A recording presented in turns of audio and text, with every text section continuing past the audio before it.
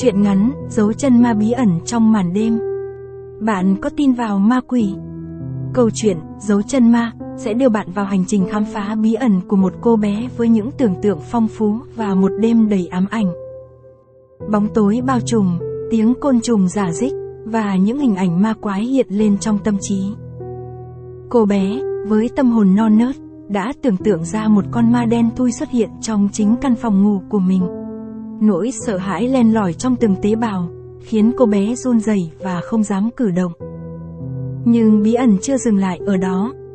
Sáng hôm sau, những dấu chân bùn đen thui xuất hiện từ cửa sổ đến tận giường ngủ, như minh chứng cho sự hiện diện của con ma đêm qua. Liệu đây có thực sự là dấu chân của ma quỷ? Hay ẩn sau đó là một bí mật kinh hoàng nào khác? Hãy cùng theo chân cô bé khám phá sự thật ẩn sau những dấu chân ma, giải mã bí ẩn trong màn đêm và cảm nhận những cung bậc cảm xúc đầy ám ảnh, tò mò và xúc động. Câu chuyện, dấu chân ma, hứa hẹn sẽ mang đến cho bạn những trải nghiệm khó quên. Bạn còn chần chừ gì nữa? Hãy cùng bước vào thế giới huyền bí và khám phá bí mật ngay nào. Dấu chân ma. Khi còn bé, tôi là một con bé nghịch ngợm và rất hay thức rất khuya. Mỗi khi lên giường chuẩn bị đi ngủ là tôi cứ loi nhoi mãi không thôi. Lạ là tôi thức khuya chả để làm gì cả, đắp mền kín bưng nhưng mắt thì mở trừng trừng mà hòa mình vào những mơ tưởng. Thường thì tôi sẽ ngủ rất nhanh sau đấy, nhưng ngày hôm ấy thì lạ lắm, tôi không ngủ được. Thật ra là tôi thấy sợ. Trong đầu tôi cứ nghĩ về cảnh tượng trong bộ phim ma lúc sáng thằng Đức hàng xóm mở cho xem. Ghê rợn. Không đắp mền thì sợ mà đắp mền thì nóng nên tôi chọn cái mền cũ mỏng tang của ba mà trùm kín bưng. Cửa sổ thì mở, mà trăng quê thì sáng nên phòng ngủ cứ như hiện lên rõ ràng từng ngóc ngách. Tôi cứ nhìn về phía cửa phòng qua lớp mền và suy nghĩ về bộ phim ma lúc sáng. Có khi bỗng dưng, nó xuất hiện trước mặt tôi. Tôi sẽ hét lên, hay ngất đi, chả biết nữa, ghê lắm. Mở mắt ra, tôi đã ngủ được bao lâu? Hay chỉ vì sợ quá mà nhắm mắt? Tôi đang bị mắc trong mùng. Trẻ con thường vậy, nhất là với mấy đứa trẻ nghịch ngợm như tôi, ngủ mà cứ loi nhoi mãi rồi khi thức dậy sẽ thấy mình như vậy. Ở cái vị trí mà mẹ tôi nhét mùng vào chiếu ý, tôi sẽ lăn qua đó, rớt ra ngoài thành giường, mắc lủng lẳng như một con tằm béo mập. Tôi bị thức giấc, mắt mũi tỉnh bơ, chả hiểu sao nữa, tôi hay bị vậy đấy, thức dậy giữa đêm với tinh thần tỉnh táo bất ngờ. Tôi nhìn thẳng, đúng ngay phía cửa ra vào, tôi giật mình, tôi muốn hét lên nhưng không hiểu sao lại không làm vậy. Tôi thấy rõ ràng đó là một con ma, một mớ đen thui, một con ma đen thui. Làm sao đây? Nó đang lướt tới, nó không có chân, tôi không thấy chân nó, nhưng nếu là đi thì người nó sẽ rung rinh. Đằng này nó cứ giữ tư thế như vậy mà tiến tới chỗ tôi. Hai tay nó đưa về phía trước, không, là về phía tôi phải làm sao? Tôi không thể kêu lên, cũng không thể cử động. Cảm giác như ai đó đang đè lên tôi, bóp cổ tôi.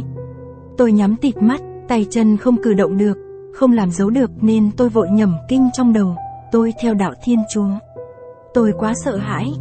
Bầy chim sẻ trên cây dừa cứ ríu rít cả lên trong tai.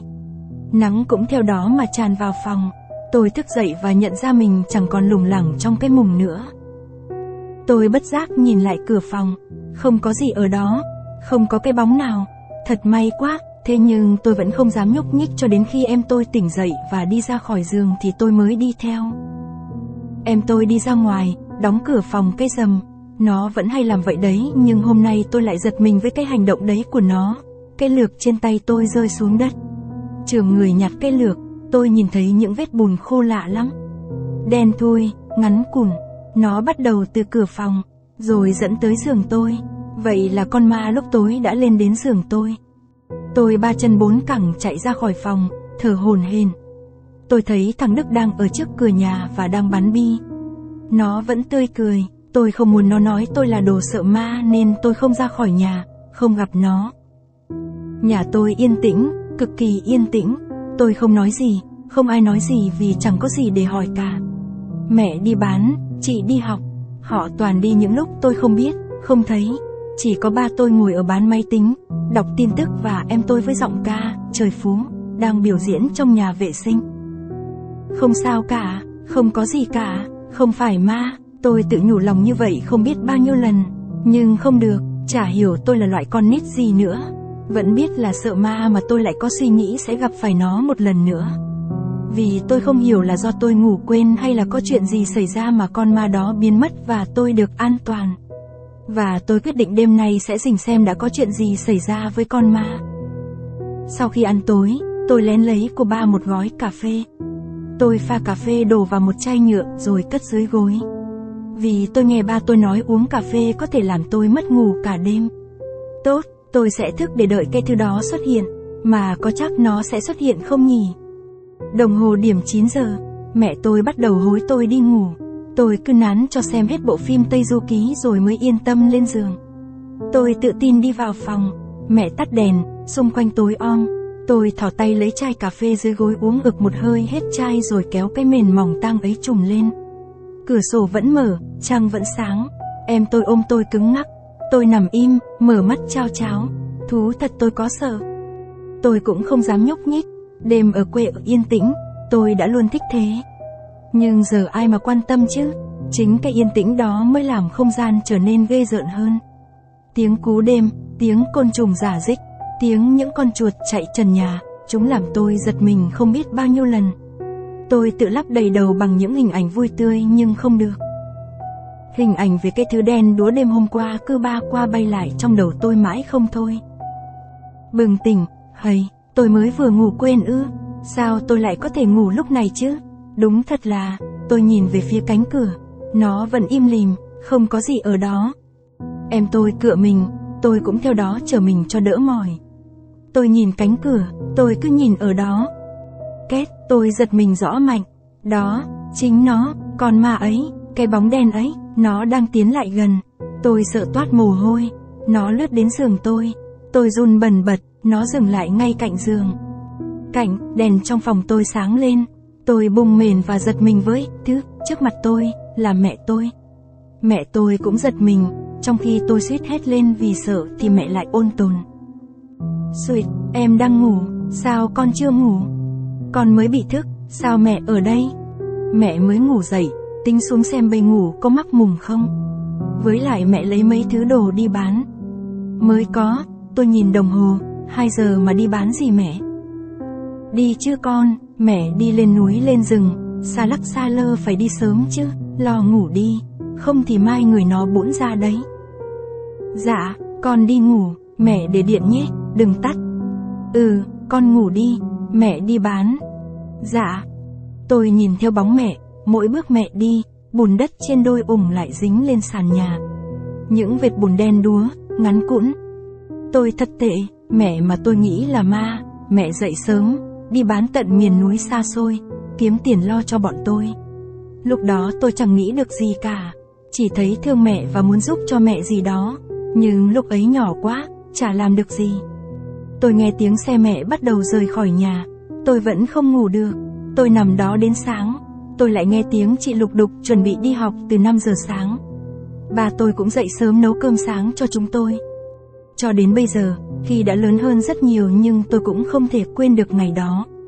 Cái ngày mà tôi nhận ra tình yêu ba mẹ dành cho tôi nhận ra cái cực khổ mà ba mẹ tôi phải chịu, chị tôi đang cố gắng vượt qua. Mẹ tôi đi lên núi, đi từ sáng sớm, đi cả 100 cây số.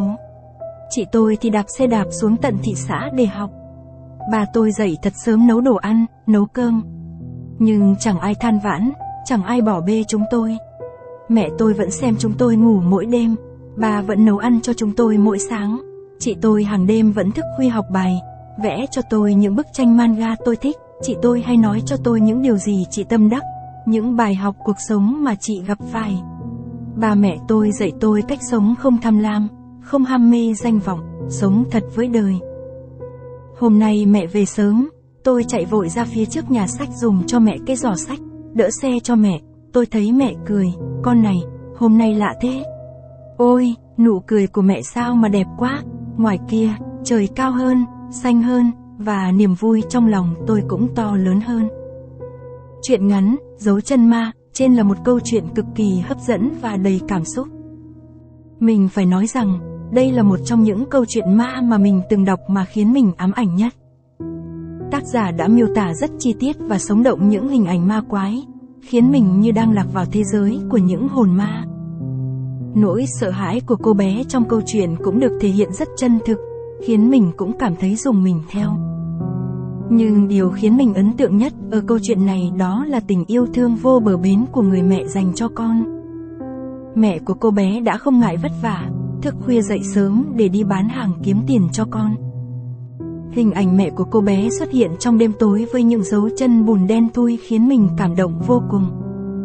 Câu chuyện Dấu chân ma không chỉ mang đến cho mình những giây phút hồi hộp, mà còn là bài học sâu sắc về tình cảm gia đình. Còn bạn thì sao? Hãy chia sẻ cảm nhận của bạn về câu chuyện này với mình nhé. Hãy bình luận ngay bên dưới để cùng chia sẻ cảm nhận của bạn. Cùng nhau, chúng ta sẽ khám phá thêm nhiều câu chuyện hấp dẫn và ý nghĩa khác. Hẹn gặp lại các bạn.